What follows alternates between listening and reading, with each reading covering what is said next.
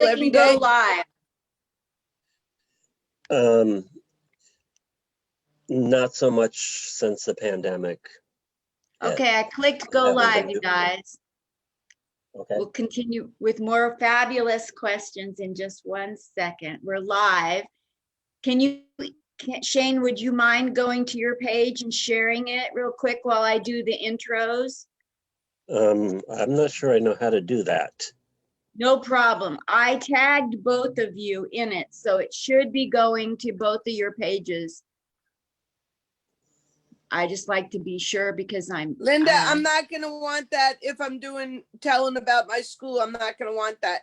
Could you undo mine? I cannot. So Okay, I'll be that's responsible. too much for me to do right now. So we're already live. Okay. Let's pick this conversation up privately after. I'm sorry. So anyway, let me go into, I should have known that ahead of time is what I'm saying. So I want to, you guys, welcome to Comic Spot. I'm your host again, Linda Marcus Smith. And today, welcome, come on in and sit down. We should have 3 totally different audiences. We should have New York funny people, New York, maybe some teachers, maybe some of your neighbors, Helaine. We should have people in Long Beach. We should have people up in Lucille Ball country of New York. We should have people in Arizona watching. God only knows who's watching this show.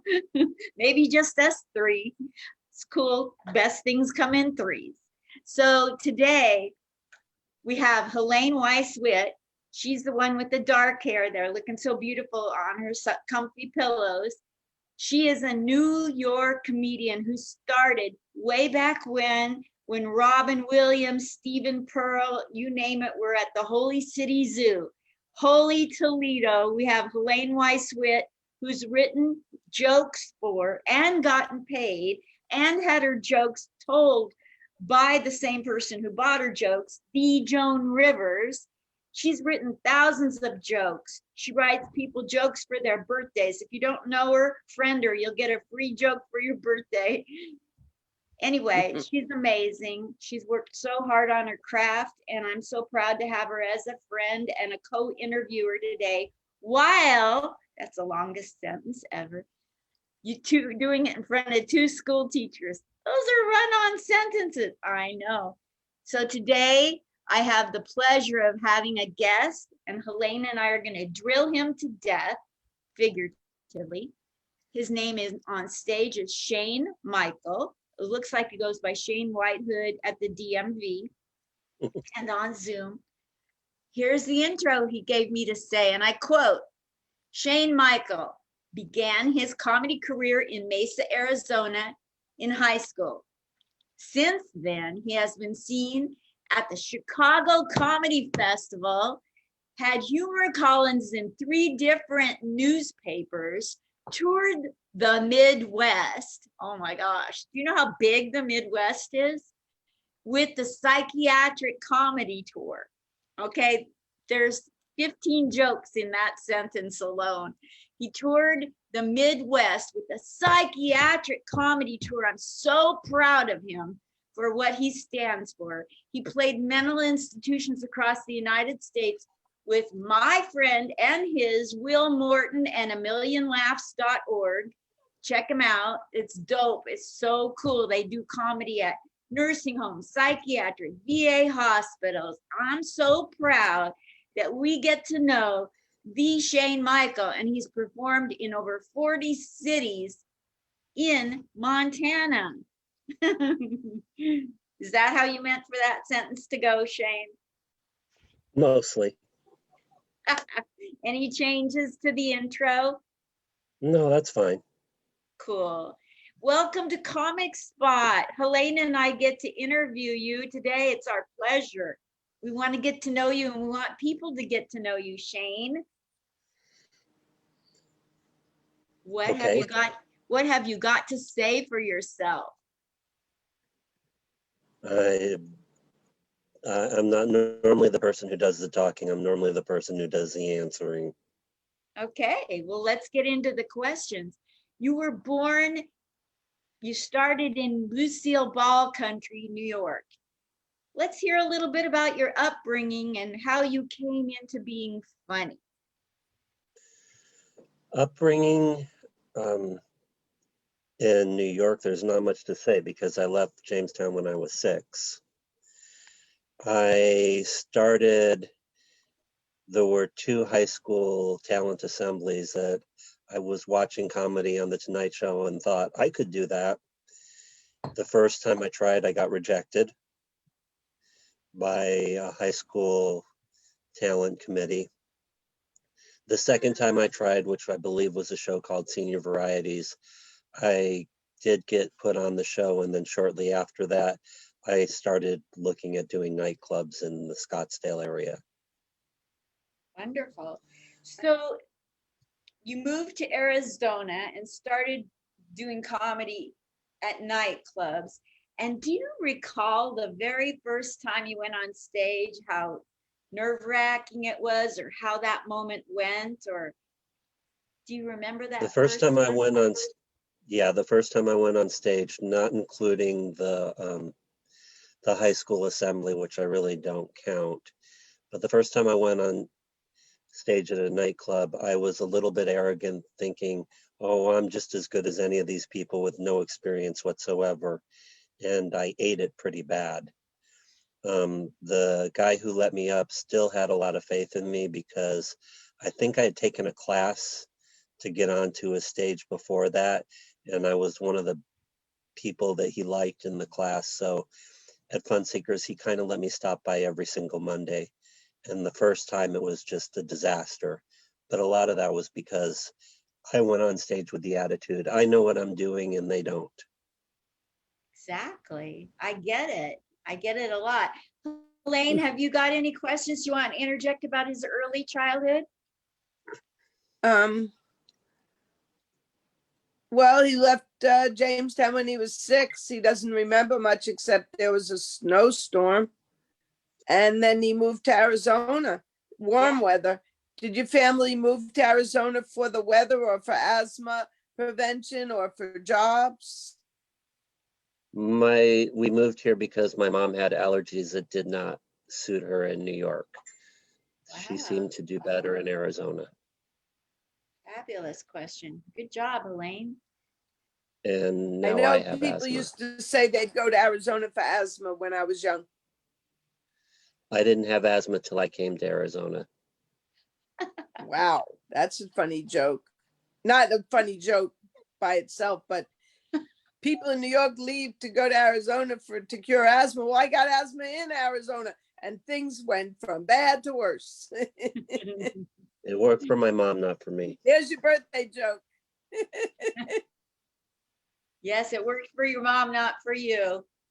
And Helaine said that that's going to be your birthday joke. I was born on Cinco de Mayo. I have a lot of birthday jokes. Wow. What's one of the funniest things that's happened in your comedy career that you'll never forget? Like Funniest almost thing. too crazy to believe. Okay, so too crazy to believe. I wouldn't call it funny, but we were doing a prison with Will Morton. And some of us couldn't get through because we had khakis. Meanwhile, there were people who were carrying in stuff, supplies that were like ventriloquism equipment, giant sticks and hands and things that you could use as a weapon that they didn't question. But if somebody was wearing the wrong color, they told them they had to go back and change. That's hysterical. I thought that was odd. That But reminds then me so was when, playing a prison. yeah, Will Morton goes to prisons too. I did not know that. That's a great avenue for comedy. It's more like a cafeteria with bars on it. Okay. So how many times have Minimum you security. done? What was that? Minimum security, not important, but What was your question? How many times have you performed for him in his different genres that he does? Nursing homes, VA hospitals for veterans, and prisons. I lost count of how many shows I did a long time ago. There's a point where you go on stage, and I know people, this is my 300th show this year. But honestly, when you get on stage on a daily basis, you kind of start to lose count and they kind of start to bleed together. That happened to me when I was touring the Midwest. I was going to take pictures and document everything and get a great, but there gets to be a point where you just get up and do and then write for the next one. It becomes a little bit more routine. What's the biggest lesson you learned from doing the humbling comedy with a million laughs? Because I know when I met you, we were trying to do comedy, and I think during the middle of your set or Dr. Mike's set, a patient had to be wheeled out in a gurney in a hurry. So what's the biggest lesson you've learned doing comedy with Will Morton for the groups of people he makes laugh? I think the biggest lesson I ever had with him was there was a church show, and it was the kind of show where there were a bunch of kids in the audience, and you could have a really good set. Lamont Bowman had a really good set that night. But one of the things I did was I really watched why he had a good set, and he listened to the kids that were there before the show. He really got to know their backstory. He incorporated it in his set. I did something very similar, but it was mostly from watching Lamont. And by the time I was done with that show, a show I thought I was going to bomb, I actually did pretty well on, because none of my material is going to go over well with an 8-year-old. Unless somehow the 8-year-old becomes a part of that world. That's incredible. That's a great lesson. Helaine and I were talking on the phone earlier today because she was in a huge contest last night at Flappers, and we were talking about, you know, our material being relatable, and that's another lesson, the relatability of our material. The only time I've ever had a good set at a comedy contest, I was judging it. Wow. So my set didn't actually count. So in that set, what did you do well that you wished would have counted? It was just a set where everything kind of hit, which doesn't usually happen in a comedy contest, at least not for me. So I was after the set thinking, I really wish I had been in it instead of judging it. And then after I was done judging it, I was like, I really wish a different person had won. So contests are kind of difficult because if you judge on a specific criteria, like say originality and the audience response, and you're really honest about how the comic is doing, sometimes no matter what you say, the result's already kind of decided by who got the most people in the room. Helaine can speak to that because there's lots of comedy contests in New York, huh, Helaine? Yeah, sometimes I get so involved with feeling disappointed in how it went that I obsess on it. I talk to everyone about, you won't believe what happened. I write to the club owner. I think this guy should have won, even though he didn't win. Could you give him a chance?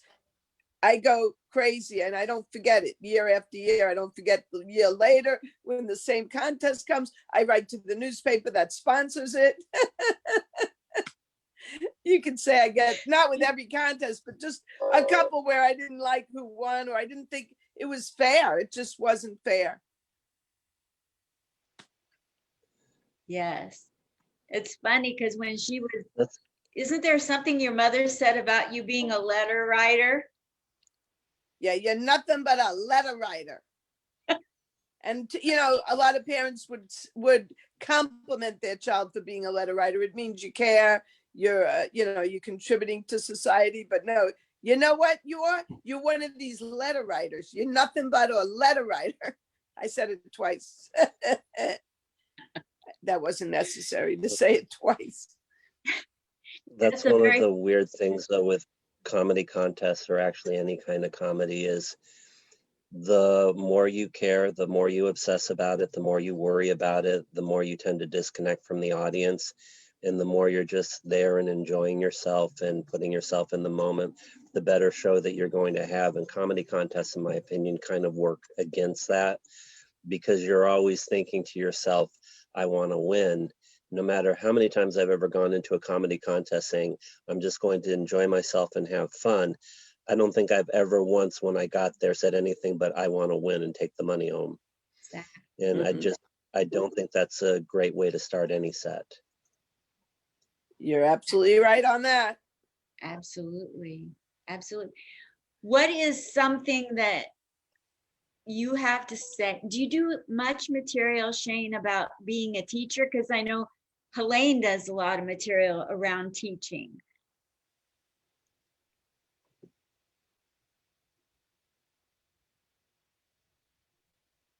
Did your audio go out, Shayne?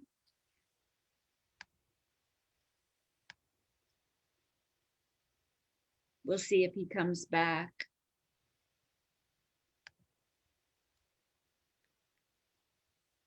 His face has been frozen for quite a while, but we've been able to hear him, and his mic is still on. Usually what happens is, Tell him to log out and log back in. yes, I think he's doing that right now. He'll come back. So let's pretend that Shayne is still here, Helaine, because he's probably listening. So Helaine, tell us about your teaching background and how that applies to your comedy. You can say some of your material or encourage other people to take their work-related experience and put it in their comedy. When did you first get the courage to talk about your teaching? Because the whole teaching environment kind of doesn't like it when you talk about teaching on stage, do they? Wait a minute. You mean people at the school don't like you talking about making fun of them? You mean? Anytime you have a job, whether you're working at a mom and pop, people are going to be intimidated if you go on stage and talk about your job. And if you're doing, he's writing me and told me the computer froze. I'm asking if he can get back on. So did you have a little bit of fear of doing comedy about teaching on stages and concern that the teaching world would not like it? Well, I'm concerned now that they're seeing this. That's why, what I asked you earlier, like I'm concerned not to make fun of anything about my teaching right now, because I have PTA people on here. I have students on here. I have people who respect my seriousness on here. So Yes. when you say do your comedy, I have to stop and think what I'm going to say, which kind of answers the question you asked me in the first place.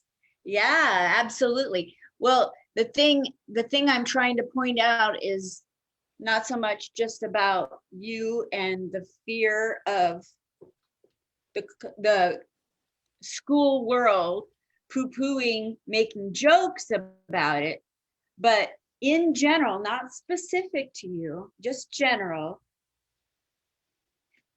When in your career, what year in your career of doing comedy did you decide to add material about teaching? Good question. I I would did think you wouldn't comedy want. back in the Go ahead. I did comedy back in the 80s in San Francisco, and it wasn't about teaching. But then when I came back to teaching in New York and comedy, that's what I talked about. So I Got did it. it right away. Because I don't, like I'm not a teacher. I went to 2 years of a teaching school and decided to drop out.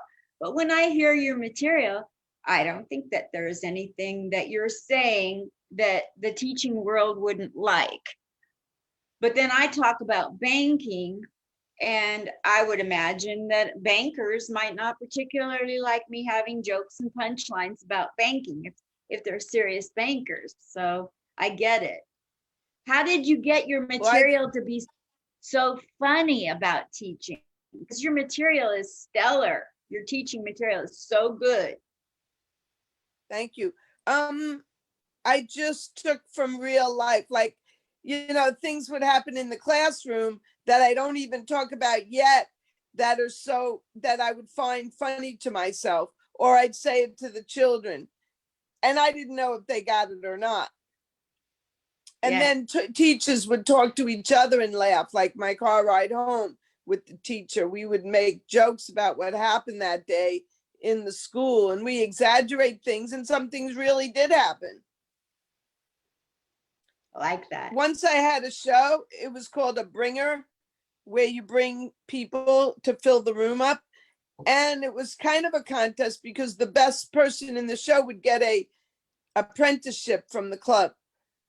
So I had several people from my school, and they all sat at a long table together, and they heard me talking about the school. And it didn't even dawn on me that I might be making fun of something that's dear to them, until I went home and I went, I hope the custodians weren't offended. I hope the teachers weren't offended. I hope the secretary wasn't offended. And I hope the parents who live in that neighborhood aren't offended by what I said. Exactly. Like I know Shayne's computer is trying to get in here. Looks like he's coming back on now. There's a real art to telling humor about real life without offending. There's a whole lesson in I'm there. extra sensitive. I'm extra sensitive about that. Yes. Let's welcome Shayne Michael back on. He got his computer to unfreeze. Hi. Hi, sorry about that. I bought this computer for student teaching and it's cheap. No problem. So sometimes it freezes. No problem. Like I'm not sure why they're making teachers use a Chromebook on Zoom, because I had a Chromebook and it wouldn't go to Zoom.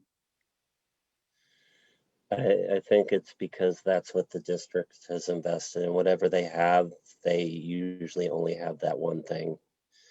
So if they have Chromebooks, they only have Chromebooks. If they have something else like iPads, they only have iPads. Got it. What's it been like out in Long Beach area for you during the pandemic? And I know California comedy is also shut down as of, I guess, yesterday again. So what's the pandemic and the shutdown in California like for you, Shayne? So before the pandemic, there wasn't much quality stage time. And now after the pandemic, there isn't much quality stage time. At least there hasn't been in Long Beach, I think, since Eye Candy shut down. Eye Candy was really the hub of comedy out here. It was kind of our holy zoo. And when that place went out of business, there were other places that kind of tried to take it over, but it was never really the same. So thank God for Will Morton, huh? Well, we had places like Blacklight District, which is on Anaheim, famous for kicking out Bar Rescue, telling John Taffer, we don't want you to make this place any nicer. That was the kind of place that had regulars that heckled the jukebox. That's fun. That's literally what they were doing. But that's what comedy, right now there isn't comedy here. In Long Beach, the mayor is very hands-on, meaning he's not going to let anything open up. Got it. Newsom. And Helaine's out in New York. So did you want to speak to what comedy is like for you during these times, Helaine? Well, I don't leave the house very much, and I do a lot of Zoom comedy. And if I see, let's say I see Linda's on a show, then I look at who has that show, and then I write to that person and say, could I audition for your show? I go on mics. I know the guy who has a list of mics in Europe, Tokyo, every city. They're all on his list. So I look on his list any time of day. You could look and see what's available. So I've gotten into Zoom, and some people hate Zoom. To me, I don't mind it. I don't leave the house. I don't have to go to Manhattan. Just go on Zoom. It doesn't bother me, but it bothers a lot of people. How about you, Shayne? Do you do Zoom shows? The first, You never thought you'd learn that you'd like to pass along to other comedians. hmm, You can take as long as you want for that one. the thing about, I used to have a website that was mainly for making comics' life easier. And the one thing I learned from maintaining that for a very long time is comics don't like to learn things, at least not from other people. The way they learn things is they get on stage, try something, it fails, they try it again, it fails, they try it again. They ask themselves, why does this keep failing? As opposed to writing something else and just making their life easy. I had articles upon articles, most of them never read by most of the comedians that I know. So what I think I learned is if you really want to be a part of this business, you need to focus on yourself, your own act, getting yourself on as many stages as possible, which is anytime you talk to a famous comedian about how to be successful, they're going to tell you the same thing. Get on as many stages, as many times, as many different places, as often as possible. And with the pandemic, it's actually probably a little bit easier because you don't have to drive all over the country to do it. Exactly. Exactly. Or the world? Yeah. Helaine has lists from two different sources, Nico Lukoff and Rob Chiaffi. They both have these massive lists of all these shows and mics around the globe. That's what she was referring to. Like any time of day, if you're an insomniac, all you have to do is look up Nico Lukoff or Rob Chiaffi, and boom, you can be in a show or a mic. Tokyo. Like this morning, there was Tokyo, and then there was a class, and I slept through both. 4 a.m. and 6 a.m. I slept through both. Which actually solves another problem, because if you're going to do another country physically, they probably are not going to let you in if they find out you're a performer without a work permit. But do it virtually, there's Absolutely. no reason that you can't do any stage anywhere in the world. Wow. That's true. That's very true. Have you done comedy in another country besides America, Shayne? Yeah, that's why I know that. They tried to kick us out because we had shows in Canada and we didn't have work permits to be there. So the fact that Wow. we were making even a tiny bit of money in Canada, we almost got ourselves arrested trying to cross the border. I know my daughter was a model in the 90s, and she got an agent that took her to South Korea. They almost all got arrested because they didn't have work permits. So that's Yeah, true. and our headliner wanted to argue with customs, so it didn't make it any better for us. No, you don't want to do that.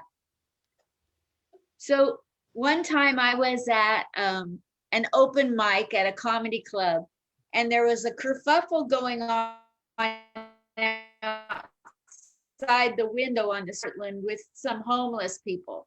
And I'm not trying to make fun of homeless people. They have a very difficult plight in life. It's not easy, I know, to be homeless.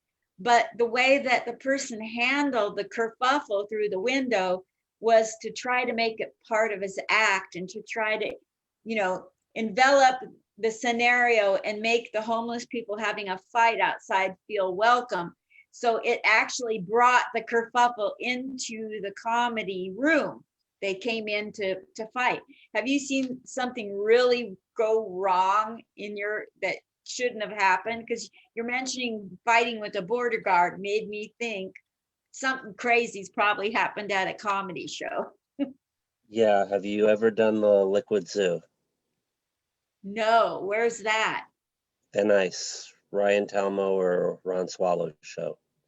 No, but I know people who have done his show. Okay, so I was there. I can't remember exactly where it was. I was with a friend who did not want to be there because she didn't feel safe she didn't feel safe in Van Nuys, and at the time she was actually pregnant.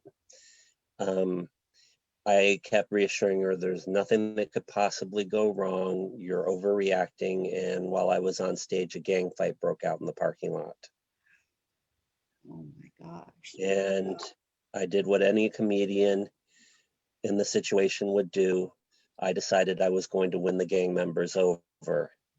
And I actually did a pretty good job of bringing them into the show. Earl Skakel, I believe, was the MC that night.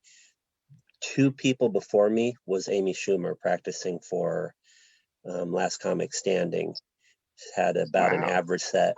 That was one of my best sets probably of the year, just because it was so odd in such a weird situation, and taking somebody who they were about to kill each other out in the parking lot and bringing them into the show and making them enjoy the show was actually a big accomplishment. But that's almost the only thing comics care about. Is it's not the shows in front of the comedy clubs with the audiences that welcome you. It's the shows where nobody in their right mind would try and win over this crowd. Those are the ones that at least I remember. Boy, you should get the Nobel Peace Prize for that. I only did it once. You saved that baby. Yeah, that's amazing. So I would like to open up the discussion for the 2 of you to talk about being teachers and being funny, and being comedians, being teachers. Anything you want to say about, you've been funny since you were children and you're teachers, and how that helped you be a teacher or last as a teacher, and then being a comedian with the teaching background. So Shayne, you go first, and then I'll have Helaine talk. I can't do my act because it's very dark for school children. So I kind of become a different comic. I'll repeat myself a lot. I'll bring up things that I might not make an issue. I'm still doing comedy, but I'll do a different kind of comedy. And the main reason I started doing that was because I'm going to be there for 6 hours. I might as well enjoy myself. It actually wasn't so much for the kids. It was more because I just wanted to not have a 6-hour job where I felt like 6 hours took forever. Yes, Helaine left for technical reasons, I'm sure. So I can relate to that because I was a banker for 24 years, 23 and a half years. And I was a corporate trainer at Washington Mutual. And for 7 days, I had to have hostages in class learning material they thought they already knew. And I had to take them through this left brain material, one topic at a time. And I had to put in jokes. I just was going to go nuts if I didn't. That's why they invented Comedy Traffic School. They have comedy traffic school? Oh yeah, that's one of the early jobs that comedians could get outside of comedy. No was way. teaching traffic school. Did you? I didn't know they had. Yeah, I took it one time to get out of a ticket, and it was basically probably a good 8 hours of this is how you can get out of traffic tickets. And most of the things they suggest you do would probably get you arrested. Like apparently the arresting officer and the citing officer, you can request be the same person. So if somebody clocked you in an airplane, you can tell them, I want you to land that plane and make the pilot cite me. But I can't imagine that if you did do that, you wouldn't be in a hell of a lot more trouble. Yes. We're talking about comedy. Tell Helaine what you're talking about. Comedy. Well, I'm sure she already knows Comedy Traffic School. Have you heard of that, Helaine? Oh, yeah. That's fabulous. Excellent. So a little tidbit about Helaine, Shayne, is that she's a huge Beatles fan, the Beatles band. Mm-hmm. I'm going to let her tell you what she has to say. Are you in your Beatles Oh, room? so yeah, because my phone fell and then I had to get the number back. So I ended up sitting here in the Beatles room. But I wanted to hear about Shayne and your question, but okay, I'll do what Linda says to do because it's her show. So this picture behind me, I took in Central Park with John, Paul, and I sitting on a bench. Oh man, there it is. And it's my proudest moment, as you can imagine. And this is John and Paul. Oh, I could press the button, I heard. This is John and Paul at the statue in Central Park posing for a picture. And then the rest is like artwork and other things and trinkets and little things. We couldn't And see the autograph, picture not at Central autograph. Park. Can you go back to the picture at Central Park? We couldn't see it. Yeah. I heard there's a way to turn the picture so it faces it. Okay, I'll take it off and just hold it up. Did you like the I don't know. Beatles or Shayne? I wouldn't say I ever really got into the Beatles. I think they're a little bit before my time. Yes, Just a absolutely. little. Yeah, I think so too. Just maybe about 5-10 years. Yes, yes. So let's go back. I couldn't resist because I saw her in the Beatles room and I didn't know how long we'd have that opportunity. But she knows the Beatles personally. So that's pretty Well, cool. 2 of them are dead, but yeah. And have gone on. That's true. In your times of doing comedy, Shayne, have you bumped up against people who are famous or become famous? I ran into Pauly Shore writing jokes outside the Comedy Store. He actually offered to help me until he found out I was writing about a girl, and then said, "Oh, I didn't realize that. I thought you were gay." He had trouble believing that I had any jokes about dating women. Oh my gosh. He was actually he was very friendly to me. He didn't live up to any of the stereotypes, and he sincerely wanted to help me. But where do you go from there? Yes. You literally don't believe I'm the person I'm claiming I am. I wasn't trying to be rude to him, but at that point I didn't know how he could help me because he would have been writing for a completely different person. And I was there Yes. at like 4 o'clock, and the open mic I think was at 8, so I was going to be there for another 4 hours. In comedy, Shayne, who has helped you the most other than Will Morton's group of people? Oh, I would credit 2 people. Jerry Weiss was the person who owned Fun Seekers in Scottsdale, was the first person to let me on stage. And that had a great deal to do with why I ever got into it. Had he not done that, I don't think this would have played out the way it did. But Louis Anthony Russo, because Jerry had a way of taking really good jokes and whittling them down into something completely awful. Like I had a joke, not a great joke, where I was being sarcastic with my mom, and she would ask me the same question over and over again. And anybody who's had a mom has had that experience. So I had a joke where I said, "Oh yeah, they broke into our house, they stole this, they stole that, they stole," just listing the things that she was asking about. And I said, "We think it was a cat burglar." Now, Jerry changed that joke to just somebody broke into the house, we think it was a cat burglar, and it was no longer about sarcasm. And in doing that, he shortened it, but he kind of took the spirit of the joke away.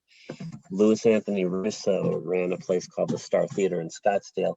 One of the things he was very good at doing was shortening jokes, but at the same time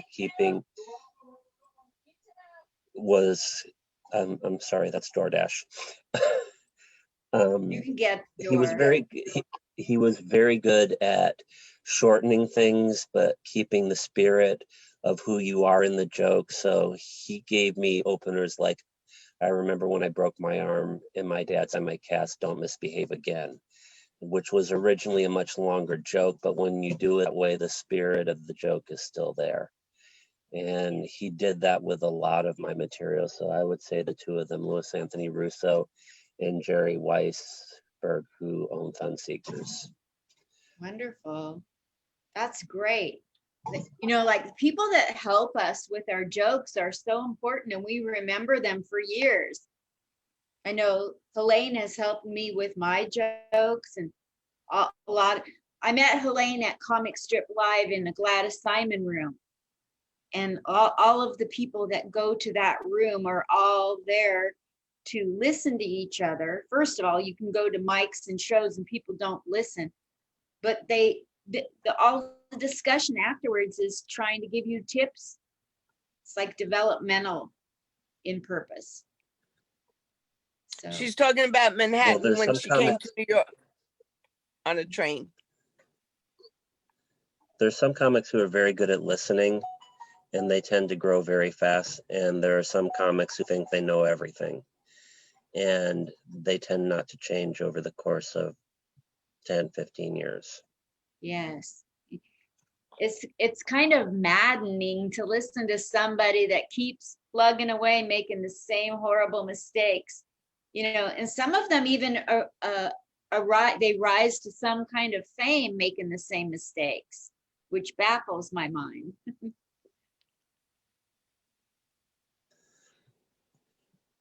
Well, I think there's one other lesson that I've learned that I don't know if it's fortunate or unfortunate, but you can go a long way just by showing up and being a decent human being, no matter how funny you are. So if you're the funniest person in the room, but you have a reputation for not showing up, if you're the funniest person in the room, but you have a reputation for being a jerk, there's a lot of people who are not going to deal with you. So if you have somebody who's not those things, but they're going to show up and they're going to treat the booker with respect, they can actually go pretty far. I don't know who it was that said half of show business is showing up, but that's absolutely true. Wow. That's a good reminder to us all.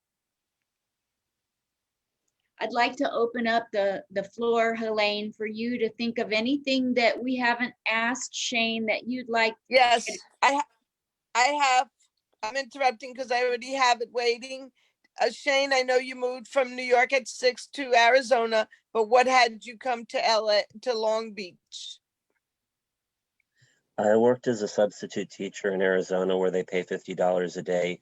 Out here, I make $150, and I still had the flexibility. Plus, I got long-term within like 2 weeks of living here, which bumped it up to $220. So I was making more than 3 times as much doing the exact same thing with the flexibility of being able to perform whenever I wanted to. Wow. Awesome. Good job. Good job. I remember I thought about going to LA and being a substitute myself. That's awesome. Yeah. So Well, they really did it in Long Beach.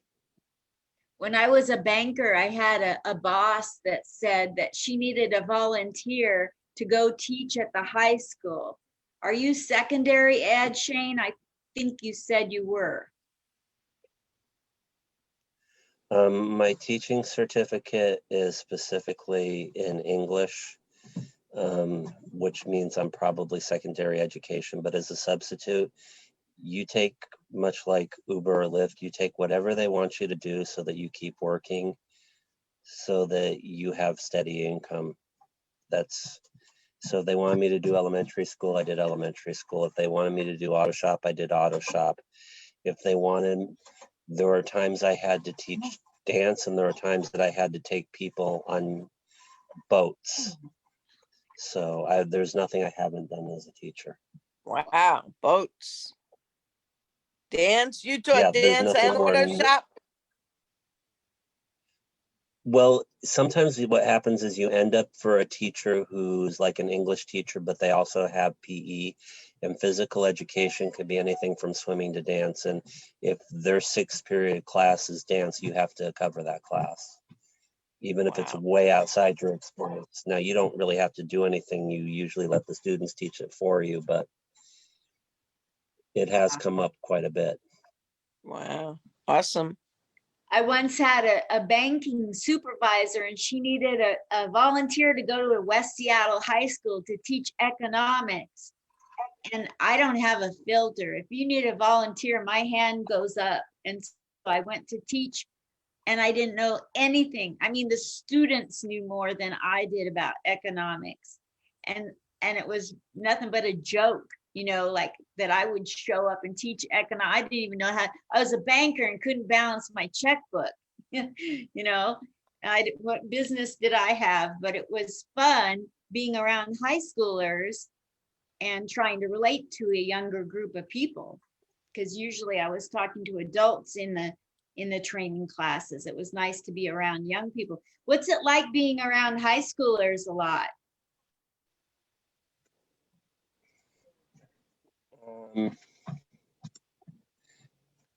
Like, has that? I would say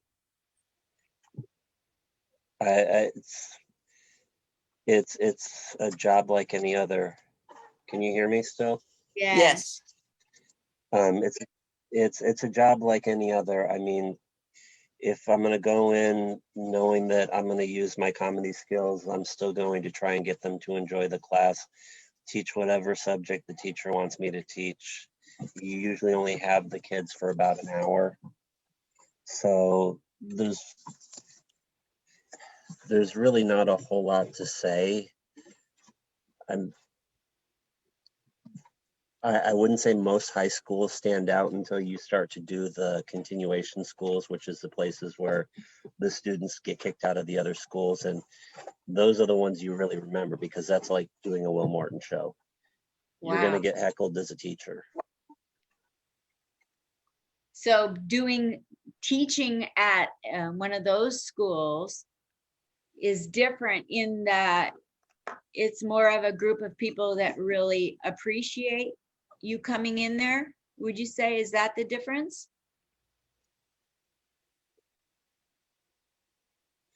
In a continuation school, you're really at the kind of school that nobody else wants to go to, and sometimes it's really not that bad and the reputation precedes it.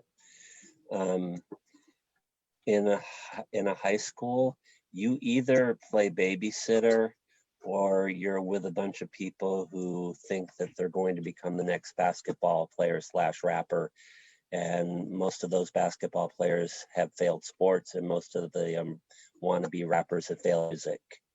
And none of them can explain to you why teamwork is important in the thing that they're going to do. Got it. It's more odd than anything else. Yeah. I think those three things you just said would be funny on stage. I don't know if you say that on stage, but I think that's very funny what you just said. Being I a think I teacher have and tried to bring it up. what you just said is very, very funny. I have tried to bring it up before, but I have tried to bring it up before, but I don't think it ever fit into the things that I talk about without feeling like I was forcing it. And that's another thing. I don't like to force things on stage. If they come up naturally, I'll talk about them. If they don't come up naturally, there's plenty to talk about without worrying about.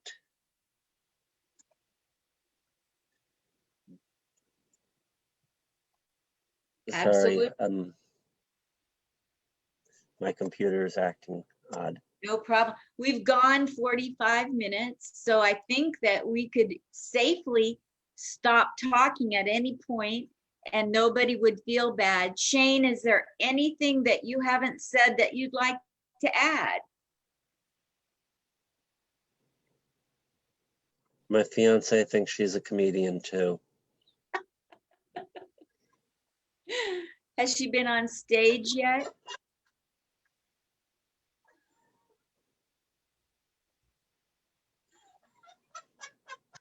She is now, but Is she right there? that's her in the background. You can bring her on to Yeah, the you can screen. hear her. She's the one. Yeah, this was her reaction.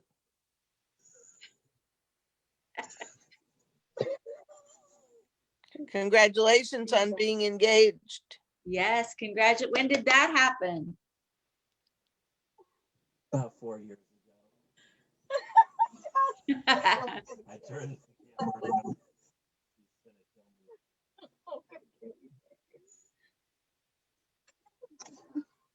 Okay, I turned the camera back. It doesn't seem like it's gonna pick her up. Okay. All right, so your girlfriend, who's now your fiance, thinks she's funny too, and I hope she gets on stage and tries her hand at comedy.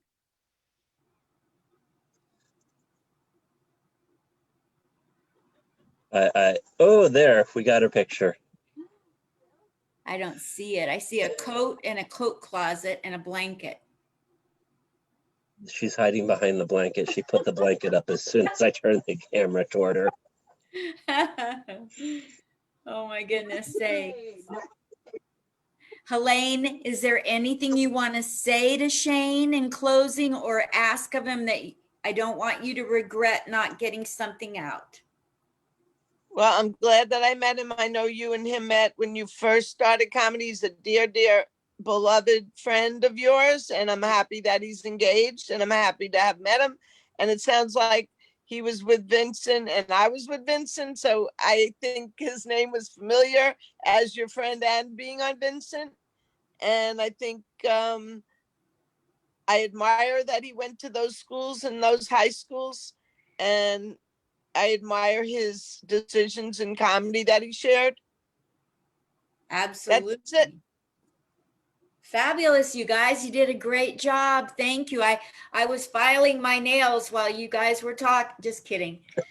You guys are awesome. Thank you so much, Shayne Michael. What's your fiance's first name, Shayne? Josie. What? Josie. Hi, Josie. Are you sure she's not a magician and made herself disappear? Possibly. See you later. I love you a lot. Thank you so much. Thank you, Helaine. Love you too. Bye, Thank guys. you, Linda. Bye, Josie.